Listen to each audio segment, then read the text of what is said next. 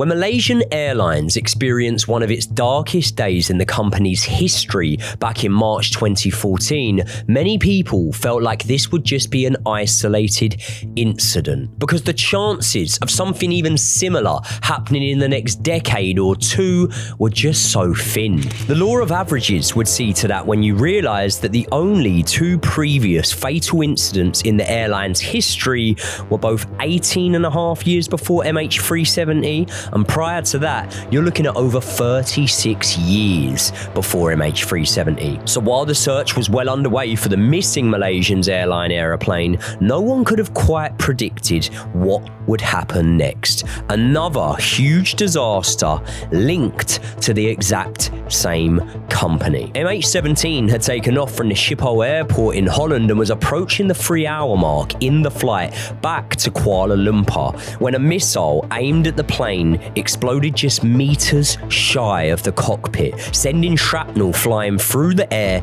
and directly into the cockpit, killing both pilots immediately. That damage tore both the cockpit and part of the business class section away from the rest of the plane as it started to go down. And within a minute and a half, the plane had crashed all the way from 33,000 feet onto the ground of a field in eastern Ukraine. And just minutes later, announced on a Russian social media network VK, a page heavily associated with a man named Igor Gherkin, the military commander of the self-proclaimed Donetsk People's Republic, a post was put out that read, "In the area of Terez, we have just shot down an AN-26 aeroplane. We warned them, don't fly in our sky." However, instead, they had just shot down a commercial airline, contrary to misconception, flying in a safe space, in what was regarded as a safe zone. Over 200 innocent adults and 80 children were heartbreakingly killed by what can only be described as a horrendous event. But just how well does the official narrative around this case hold up, and do we have all the answers? Well, in today's video, we're going to give you the official story, as well as checking out some of the most heavily discussed claims about this event. Claims that include a missed actual target, which was said to have been Vladimir Putin's private jet. Constant denial from the Russians that it was even them that shot down this aeroplane, and heavy speculation that maybe it was all one big setup. And the plane in question was actually the same plane that went missing just 131 days earlier, Malaysian Airlines 370. This is the story of MH17.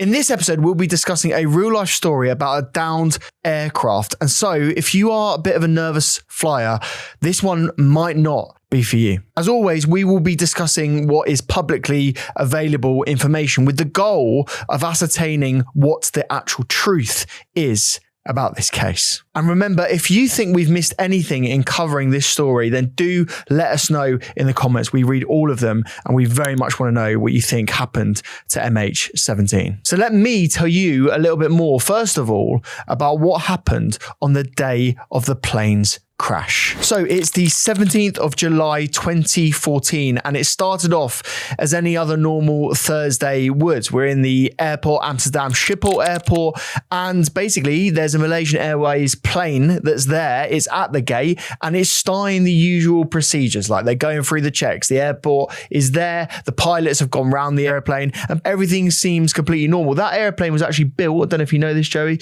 in 1997, and it had a pristine record of safety. So it had never had any major issues with it. Everything was completely fine. And so the pilots, upon doing their inspection, were very happy to sort of take off. So this Boeing 777 was set to basically go southeast. Its course was meant to go across Central Europe, across Germany, Poland, before continuing over Ukraine, Russia, and then Southeast Asia, finally ending in Malaysia. And on the flight were 298 people, which included 283 passengers and 15 Malaysian crew members. And the captain was a man named Wan Amrand Wan Hussein. And he was a 50-year-old veteran with over 13,000 flight hours. And he was described by his colleagues as being very highly experienced in the 777 aircraft and was really well liked and respected by the airline. And then next to him was his first officer called Ahmad Hakiki Hanapi. And he was a relatively young guy for the role, being that he was only 26,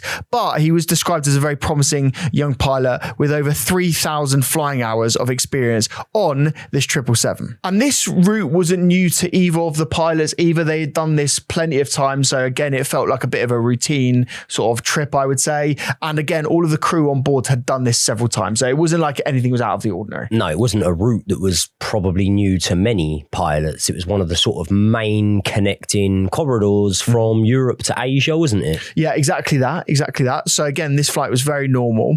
And then again, they had over 12 different nationalities on board. Obviously, the majority of the people who were on board were obviously Dutch from the Netherlands, but you had various other nationalities on there. I think about 80% or so were from the Netherlands. Yeah, I think there was around 10 UK nationality people or UK residents on that plane, but yeah, a mixture of different ones. So at 10:31 a.m, the plane leaves the gate and it's about 15 minutes delayed, but that doesn't really change anything about the flight path. And they take off and climb to an altitude of 33,000 feet. The passengers are completely settled. Meals begin to be being served. People are watching movies. It's a very normal flight. And then 45 minutes after the plane takes off, there is some stormy weather en route. And as is very normal in this situation, planes are often diverted slightly from their original course. I suppose the slight problem in this is that where they were diverting was over Ukraine airspace. Now, this was, at the time, completely normal to fly over Ukraine. You might go, it's an active war zone in 2014, and therefore you might be quite scared. But there were several other aircraft that made that journey that day and in the days before, and indeed the days after, that were completely fine. And again, it's to do with the altitude. So basically, if you fly over 33,000 feet, that was declared, I should say, as being a safe zone. Safe zone. And there's nothing you really need to worry about. But having looked at the flight path from my perspective, I might be a little bit concerned about flying over Ukraine at that time. I've actually realised this with loads of flights that we've been on. No, I don't want to jump the gun and say flights that I've been on with you, but I reckon flights that I've potentially been on with you, we've flown over loads of conflict zones. And sometimes, when you get the little map up on the aeroplane, you can see where you are. You think, oh God, where am I flying over now? But as you say, there is what's known as that safe space. And regardless, with conflict, obviously, look, a lot of people are losing a lot of money, stuff like that. It's in no one's interest to be doing anything above that sort of height where it is regarded as a safe space where it's going to be airlines and commercial flights. And this is the thing, I'm glad you mentioned the money aspect of this, because obviously airlines are finding, the economics of flying right now as tough as they ever would be. The reasons why is obviously jet fuel right now is incredibly expensive. And also the routes that they're having to take around Europe are really difficult to navigate through. So let's just take the current context, as being in mind here. You've got Ukraine, which is pretty much a no-fly zone now. It's very difficult to get around that. So planes very often don't go through there. Then you've got, the whole area around Iran, the Middle East. There's a lot of conflict that's going on around there. So again, planes are finding it difficult to fly around that. So there's actually a very small corridor where planes can actually go through. Now in 2014, it was slightly different. There were different zones you could go,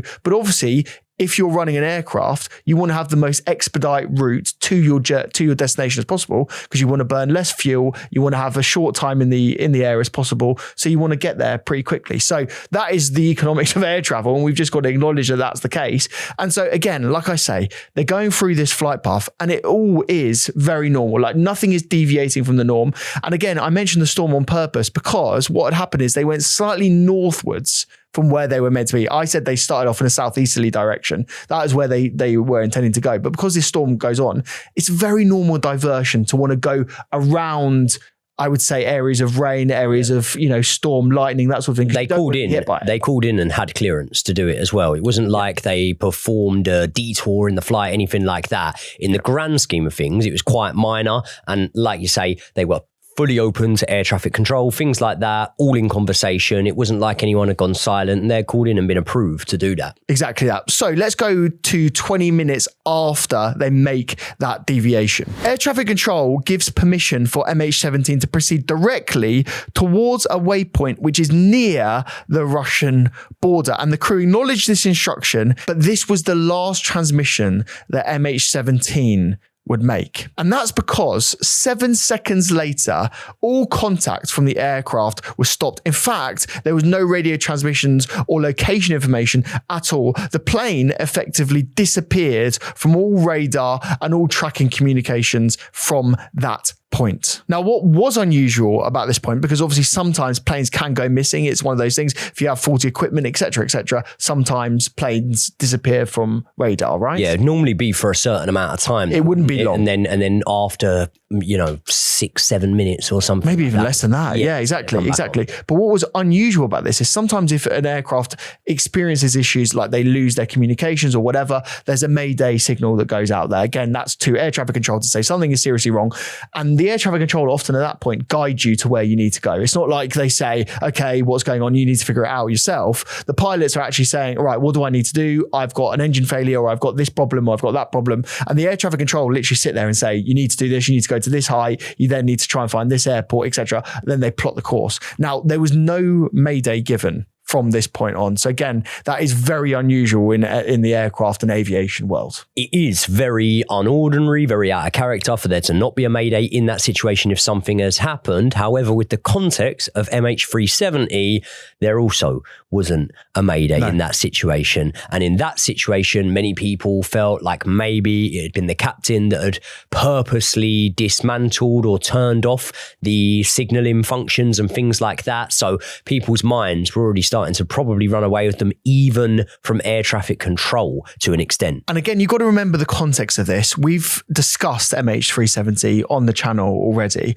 Now, that was in March of 2014, same year, and this was in July. So again, the context of this is a plane has already gone missing. A Malaysian Airways plane has already gone missing. They still have no idea where it is even to this day. And so, another Malaysian Airways plane going down is incredibly concerning to everyone at this point, I think. Especially being that there was no resolution at this time with MH370. No one knew whose fault it was, who was responsible for it. So there was definitely a lot of confusion. So Josh, why don't you tell me what actually happened? I would be happy to. So let me go into it. But before you do, by the way, we have actually made a whole video on MH370. So great video. People haven't seen that, then please do that. We'll leave a link on screen right now. And that was a video, by the way, that when we made it, they had announced plans for a new search. That search has now come to a conclusion. Yep. The third major one with heavy funds exhausted into it. And Josh, what did they find? Absolutely nothing. Nothing really new. No. So we've had a flapper on apparently wash up. Definitely go and watch the MH370 episode. We explore the official narrative, I should say. And as well as that, we obviously dive in to some of the most heavily debated sort of theories around what happened. And if you want to see us have an argument, then that's a good opportunity to do so, because we very much disagreed about what actually happened. Is that fair to say, Joey? We definitely disagreed in terms of the debris washing up and things like that. I mean, I don't want to give away too much. Spoilers. Watch the episode, it's a good one. So let me tell you exactly what happened to MH17 and not MH370, because you'll certainly be watching that video if you haven't already, because MH17 was hit by a missile. Basically what happened on the left-hand side of the aircraft, there was a huge explosion. Shrapnel went into the cockpit. It exploded very near the cockpit itself, immediately killing the pilots and the crew that were inside the cockpit, and therefore the plane went down. Now, obviously, the immediate question once that missile does hit the aircraft is who fired that missile. Now, to understand that, you've got to think about the context of what was going on in 2014, and geopolitically, a lot was going on. Because in March of that year, Russia annexed Crimea, seizing the land formerly part of Ukraine Ukraine, and by April, the fighting had become a real all-out war between the two nations. And just 3 days before MH17's crash, a Ukrainian transport plane was shot down, and just a day before, another Ukrainian aircraft was shot at and again brought down. And in the immediate aftermath, Russia started basically disseminating lots of different information about what was going on, basically to have some plausible deniability that they were involved. So obviously they're at war with Ukraine, so they blame Ukraine. They say that there was a Ukrainian fighter jet, which was called an Su-25, tracking the plane just before it disappeared from the radar. Now, Russia then claimed that a Ukrainian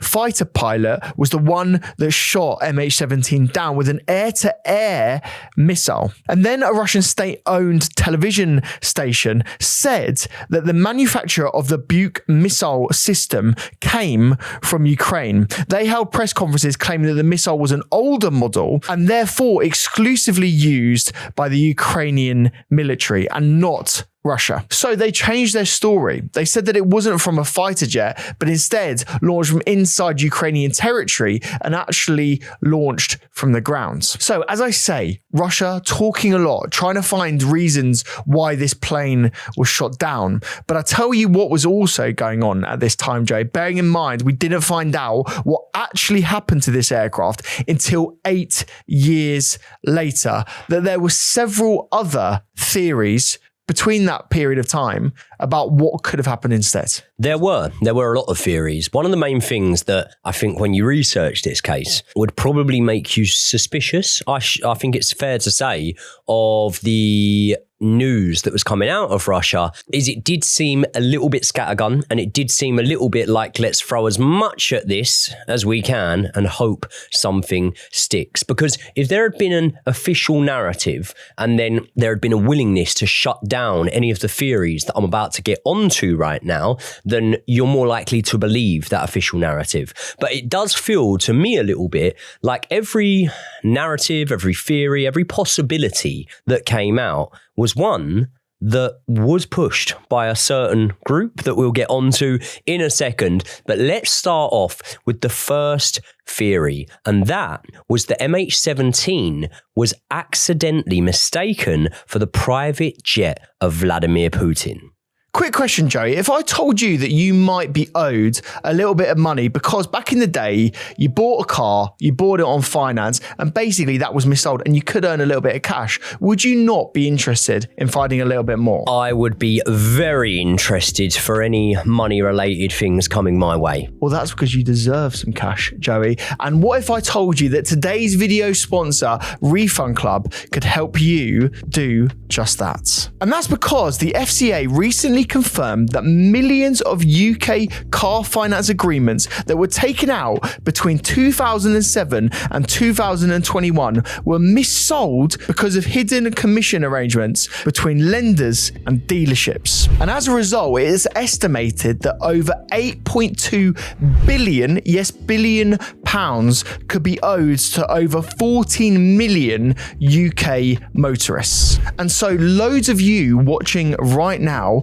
might be owed some cash, and we've got a very simple way of unlocking it. All you need to do to skip all of the hassle is hit the link in the description below. That will take you to the Refund Club website, and then you just need to fill out a form. It literally takes 60 seconds, and you'll be able to identify very quickly from filling out that form whether you have a claim and whether you have a right to get some cash back. And then what Refund Club will do is pass you over to their in-house legal team, and they will conduct a legal case on your behalf. Remember, it's all on a no-win, no-fee basis, so you only pay if your claim is successful. And something worth also remembering is if you have multiple different vehicles in your past between that period that we said, Refund Club will actually look through all of those and identify each claim and whether you have an ability to do it. limits. The FCA estimates that the average successful claim could be up to around £829 per agreement, so it can add up very quickly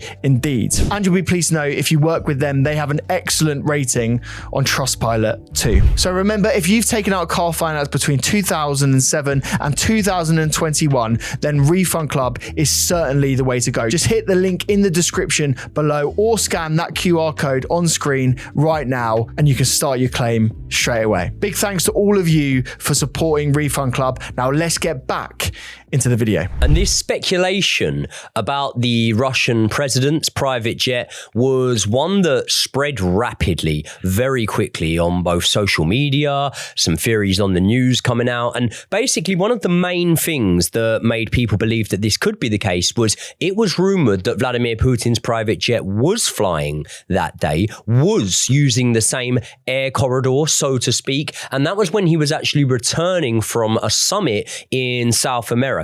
And Josh, I just got you to have a little look at Vladimir Putin's jet, right?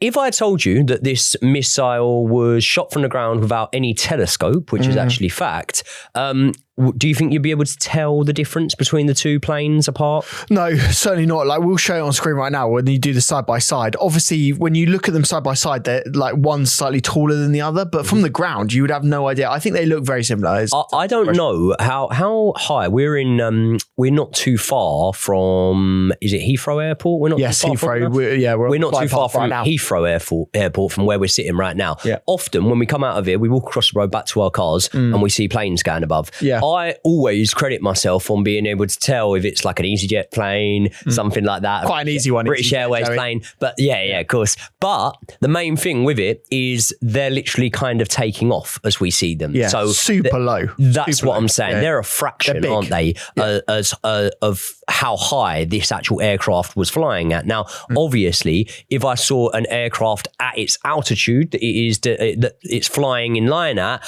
I think I would find it impossible to be able to even sometimes tell the color, let alone the design and therefore the similarities. Would you find that fair? I think that's completely fair.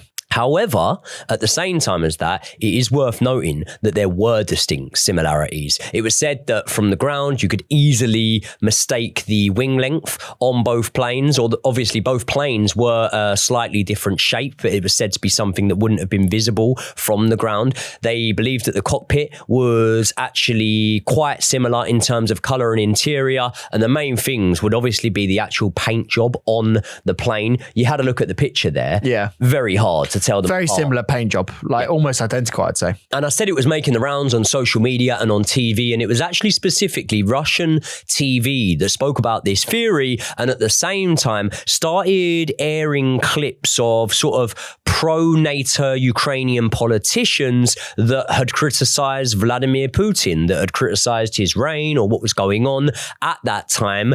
At the same time, like we say, Josh, there was significant conflict at the time. So I don't think it would be out of the ordinary for that to have been a thing regardless. And this theory was actually very quickly put to bed, despite the fact that there were a lot of people that still wanted to drag it on, and there may even be people now that still believe it. But data rules out this theory, because data shows that although Vladimir Putin's private jet was flying that day, it was said to be flying absolutely nowhere near MH17. And one of the first leaks was that basically the two flights crossed paths, but the data was able to rule that out and was able to say that not only did they not cross paths, they weren't in the same air zone. They wouldn't have been picked up on the same radars.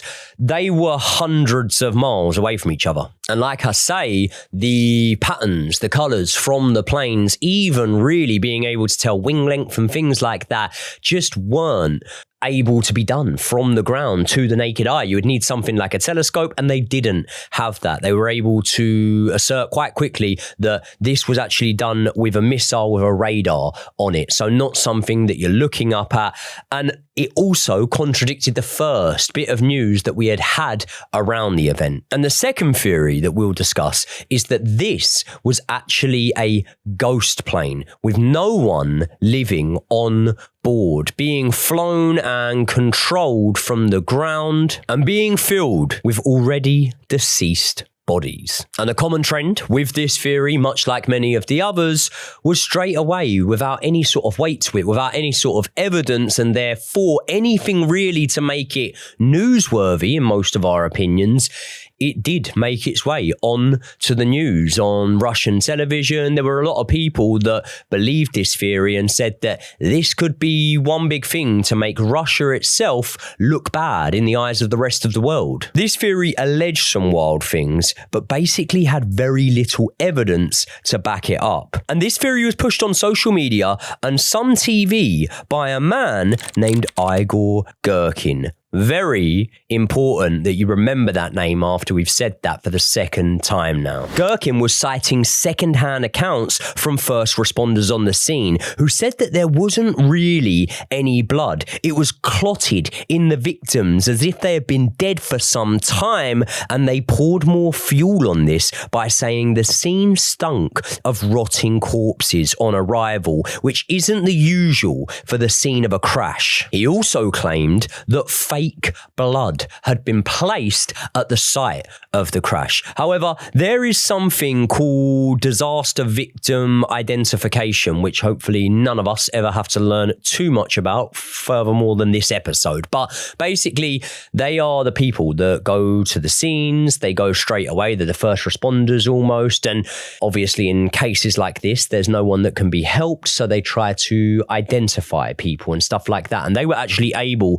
to rule out pretty much all of these claims within days. They identified almost everyone on the ground. They used dental records to do so, and in doing so, they learned that these weren't people that had already been deceased. These were normal people with heartbroken and traumatized families at home. Many of these victims' bodies had shrapnel lodged in there, which would later be identified to the missile that was shot, meaning that if it was just a plane that was being controlled by someone and then was downed, what would be the use for a missile? What would be the need for a missile? And also, the whole thing about the bodies not seeming normal. I'm sorry to be graphic here, but remember, Josh, the plane split into multiple pieces, right, from the impact. So in essence, all of a sudden, you are facing Arctic conditions in the air. You've got incredibly strong winds, and that was proven to be able to actually cause blood clotting in people, rapid skin decomposition, amongst a load of other factors. Basically, what I'm saying here is the usual plane crash you might see. You don't actually see that plane go down with the plane being broken mid-air, do you? This is the thing, and look, we're not professing to be scientific experts really in this case, but again, you can completely understand that this is an abnormal situation with an event which is, let's be honest, incredibly shocking. And I'm sure that some of these investigators weren't necessarily used to the circumstances of this event. So shocking, you would think that something like that would be the concept of a bad TV program or something like that, wouldn't you? It's the sort of thing that's closer to fiction than real life.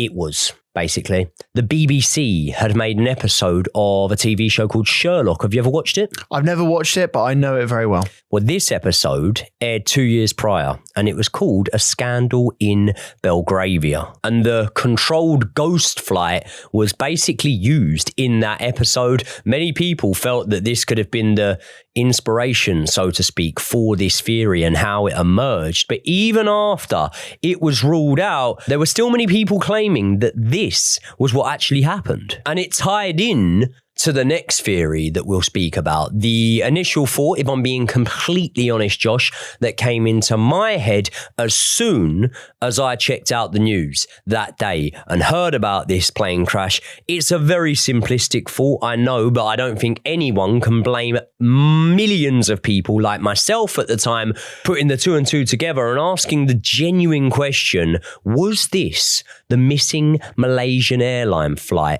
MH370. Because like I say, MH370 was still very much missing, and the chances of one single airline having 2 incidents in the space of 131 days was something that was not normal. But what a lot of people may feel is what MH17 was doing that day wasn't normal. Well, actually, it really was. As we've already said, that route that MH17 was on was one of the most well-known air corridors connecting Europe to Asia, and it had been used by multiple airlines every single day before that. The day before the fatal MH17 incident, over 150 flights passed that same path. All of them were in the safe zone from a height perspective, where despite conflicts, you pretty much knew that something in the air there wasn't a threat, and therefore wouldn't be considered a risk in the slightest. It was responding to anyone who tried to contact it and was available for information at the first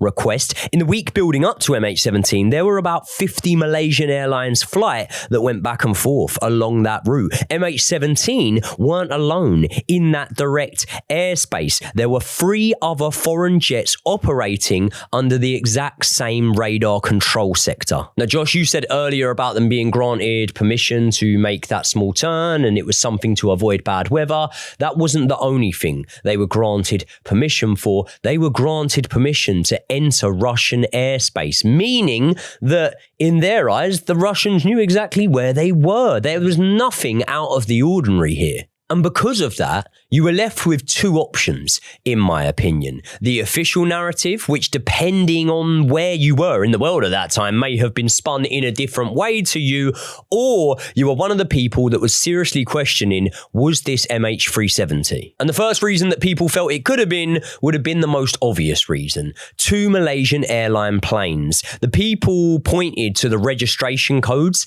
and just how similar they actually were. Now, if you look at the registration code for the missing MH370 plane, you'll see that it was registered as 9MMR.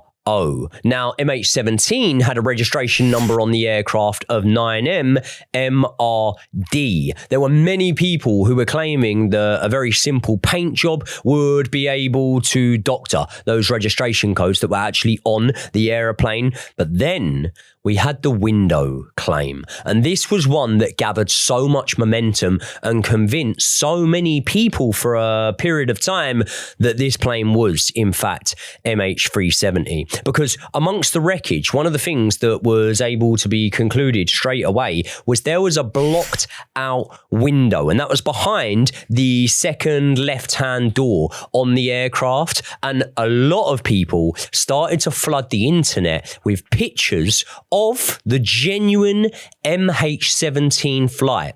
This MH17 aircraft did not have that second window blocked out. But what aircraft, Josh, did have that second window blocked out? Was it MH370? MH370 very much did.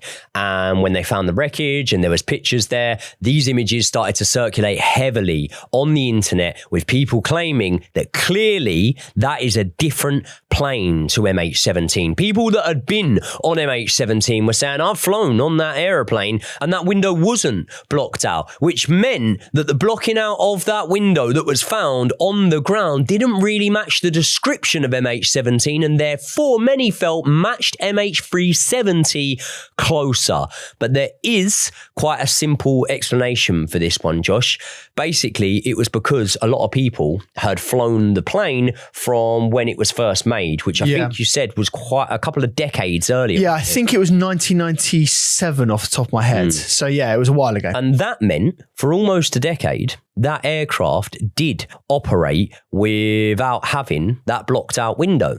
However, there were changes that were made to the aircraft from the year 2006 onwards. So at this point, these changes had been in there for years, and those changes included blocking out that window after the second left-hand door. Funnily enough, Josh, another aeroplane also went under those changes at a similar time around the 2006 mark, and that was... Again, MH370. That was MH370. So I believe that this was just something that was done on multiple aircrafts, and eventually there were people that were able themselves to come out and say, because some of these flights, they may have been for business and stuff like that, and therefore there's always a chance that there's going to be repeat flyers that if they were able to defend the window claim would have probably felt they were very, very lucky at that time to have not been on that flight. There were multiple people that said, no, I've been on that aircraft and the window that is blocked out in the picture of the plane on the ground was blocked out when I went on there. Now, some people online also noted that there was luggage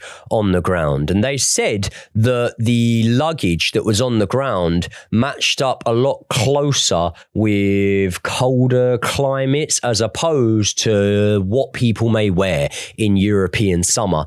To be completely honest with you, I do genuinely think that the people that maybe subscribe to that theory or believe that maybe will believe that until one day MH370 is eventually found. Which obviously some people believe to an extent MH370's landing or resting place may well have been found because of that flaperon that washed up in the South Indian Ocean, I believe it was. Some people aren't too convinced about that one, but who knows? I will ask you now, Josh, what was the official conclusion that ended up coming out and ended up being one that took a painful 8.5 whole years for the heartbroken families of the victims on board to be able to actually get, and therefore maybe to be able to move on with some kind of closure? Yeah, so this investigation started as one of the biggest since World War II. You can imagine it's actually within an active war zone. So you can imagine finding evidence and actually piecing this all together to be very, very difficult indeed. And so there was a sort of two-phased approach to the investigation itself. The first approach was to try to ascertain what actually happened to the aircraft itself. And the second was to understand criminally who had sent the order and basically who had sent the missile that actually ended up hitting the aircraft. So let's go through the first investigation, which was the technical investigation by the Dutch Safety Board. They were there to understand what had physically happened to the aircraft. And they went and collected over 2,000 pieces of debris from the crash site in Ukraine. And then they shipped all of these remains to an airbase in the Netherlands where they painstakingly rebuilt the front section of that Boeing 777. By October 2015, the conclusion from this investigation was that the DSB confirmed that it was a surface-to-air missile named a Buck missile, which exploded just outside the cockpit. The investigators identified specific bow tie shaped steel shrapnel fragments that were embedded in the flight crew's body and the cockpit frame itself. And that all matched the similar fragments that would be found from a Russian missile and warhead. And so it's very clear to say to those investigators that it was a Russian missile. It was shot from the ground up into the air. It was exploded outside of the cockpit and didn't actually connect with the aircraft itself. And that is what sent the aircraft flying downwards. I didn't actually know this until sort of looking in because I wasn't too clued up on this sort of thing. You obviously did know this. The missile was purposely detonated just before, obviously, the aircraft. And they said that that was to do maximum damage to the aircraft. Yeah, exactly that. So basically with a lot of missile technology and in fact nuclear warheads as well, right? Completely different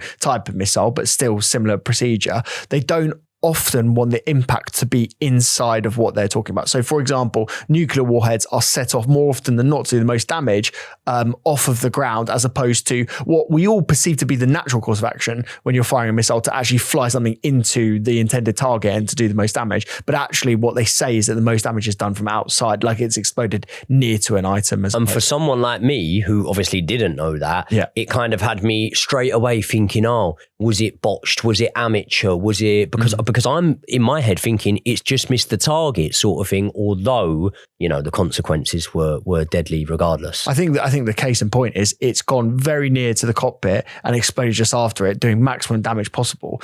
I mean, that's a mission successful for someone wanting to do harm to an aircraft, right? So the next point of call was, once they understand technically what had happened, would be to go to the criminal investigation. Basically, who sent the orders, who actually fired the missile, therefore who's capable, and therefore for the Dutch authorities to actually bring them to justice, or at least attempt to. And this was one of the things that I found key and so important, was the fact that it was the Dutch authorities doing this, because I think for any type of investigation like this, you really do need sort of neutral ground, so to speak. And obviously there may be different things that tell people that that's not neutral, but what I'm saying is, you don't want the investigation done by the Ukraine, or you don't want it done by the Russians, do you? You want an outside party. I'm glad you mentioned this, because basically what happened was there was a joint investigation team, they call it, the JIT, and that was formed primarily, obviously, with, Dutch investigators, but actually from various different locations around the world, obviously not including Russian authorities for obvious reasons, but it did include Ukrainian authorities, but it also included Malaysian police and investigators. It also included Australian police and investigators, and a few other nations as well. And they formed this task force to, again, try and understand, like we do in these episodes, what was the truth of this and who was actually implicit in ordering the missile to be fired in the first place. The JIT then went through a lot of evidence and intercepted wiretap phone calls. They looked at satellite imagery, radar data, and 500,000 photos and videos from social media to ascertain who planned this attack. And the key finding in 2018 was that the JIT matched a distinct paint marking, as well as serial numbers and damage patterns of a truck carrying the missile, to trace it directly to the 53rd Anti-Aircraft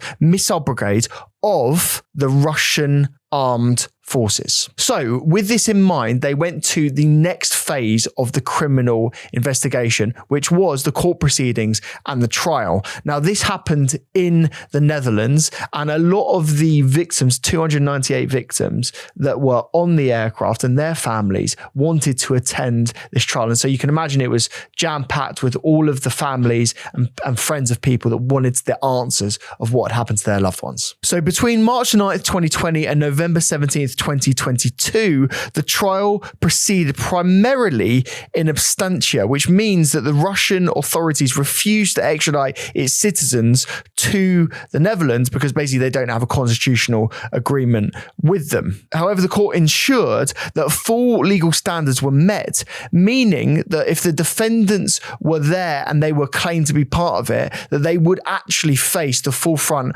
of the law, regardless if whether they were in the courtroom or not. And 3 people in particular were implicated with this crime. Their names were Igor Girkin, that Joey has mentioned earlier on, Sergei Dubinsky, and Leonid Karchenko. Igor Girkin was a former Russian defense minister, part of the breakaway Donetsk People's Republic, the DPR, which is basically a Russian resistance group formed inside of Ukraine. He requested the heavy anti-aircraft weaponry from Moscow and was therefore in charge of its operation. Sergei Dubinsky was a former Russian GRU officer, which is basically their military intelligence. He ordered the missile's launcher transport into Ukraine and its return to Russia. And finally, the last suspect was Leonid Karchenko. He was a Ukrainian national commander of the local rebel combat unit and a subordinate to Dubinsky,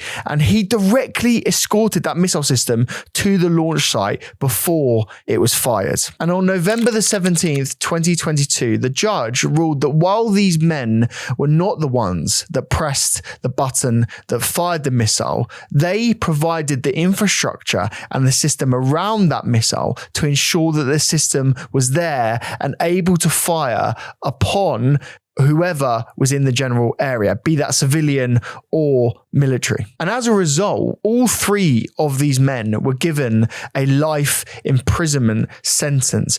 But the key fact, as I've mentioned, is that they weren't in the courtroom. And so, as far as the court sees and as far as the Dutch public sees, they are not yet culpable for their crimes and they are still at large. Now, interestingly, Igor Girkin is actually in a Russian prison, but he was actually sent down in 2024 for completely unrelated crimes. Whereas Dubinsky and Karchenko are still at large and believed to be in Russian-controlled territory inside Ukraine. So we have the official narrative. We know now what happened in the court proceedings as well. What's clear is that this was a Russian missile, but I've heard, Joey, that you've got various other things that we might not know in this case. So why don't you tell me a few of those? Yeah, so the first thing was, it was actually proven that the very next day, the apparatus basically of that missile was snuck out of Ukrainian territory and back into Russia. But that was something that was only proven 8 years or so later. Not only that, there were also heavy accusations of looting from the actual scene because of the fact that this aircraft crashed in what was effectively a war zone. That meant that it wasn't the usual sort of cleanup task rescue mission that went in there, and it actually took multiple days. For those multiple days, it was said that military officers and normal regular people were just kind of roaming around the scene, and therefore accusations that things were stolen from people that were on the ground were actually rife for a few days after. This is one of the more gruesome things, but I will tell you about this. And that is that actual human remains, as well as debris from the plane, ended up in people's houses. And there's one incident I can tell you about where there was a woman and she was in her bedroom. She had a kitchen right next to her bedroom and she heard a massive bang, basically. And it turned out that a deceased woman had fallen through this lady's ceiling. Other bodies were found in various locations and they were said to have been intact with the seatbelts actually done up. And one of the things that really had me thinking here, Josh, was the fact that when they spoke about whether the people on board the plane would have known or not, it was often put to us, and kind of the official narrative is that no one would have known. If the pilots had have known, they would have known for something like 2 seconds to half a second before, because of the speed the missile was flying at, and they would have had to have been basically looking out of the cockpit to be able to see that. Saying that though, when it landed and obviously detonated right by the plane, which split the plane into pieces, it was said that all the oxygen masks fell. Now, this was confirmed by the scene on the ground, but obviously everyone kind of said that, well, the oxygen masks fell, but the sudden sort of cabin pressure with the plane exploding would have meant that no one would have known anything like that.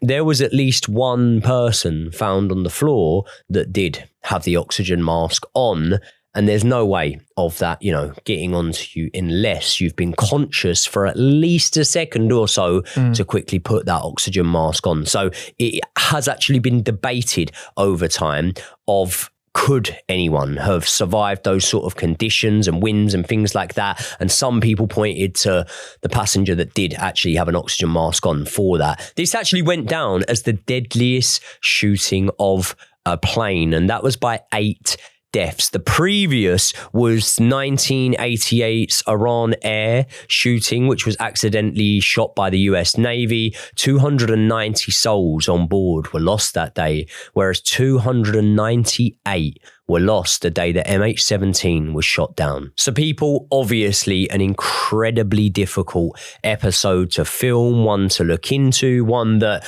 as regular flyers ourselves definitely would scare us a bit, but at the same time, one that you guys have requested. And most of the requests, if I'm being completely honest with you, Josh, came from our members off the back of the MH370 video. They really enjoyed that one and they definitely wanted to know our thoughts on this case, which obviously is a solved case, but is still one that does come with some unanswered questions and obviously challenging from various parties of that official narrative. This is the thing, and like, because it was so close to MH370, we felt that we had to cover it because it was such a sort of, I suppose, a similar case. And again, it involves Malaysian Airlines, which is so terrifying that these two incidents happened within months of each other. So as Joey says, we thought we had to cover it. And again, thank you to all of our members for joining us and being part of the hardcore. Now, if you want to also get videos up to 4 48 hours before anyone else and have your say on the channel and your imprint on what we cover, then do just hit the link in the description below. That will take you to join the hardcore. And remember, it only costs the price of a cup of coffee in London to do so. And you will be in amazing company of some wonderful people that have already joined. Thank you so much for everyone's making it round to the end of another video. And as we say on screen right now is our video we did about MH370. We appreciate all of you so much, and we will see you all in the next one.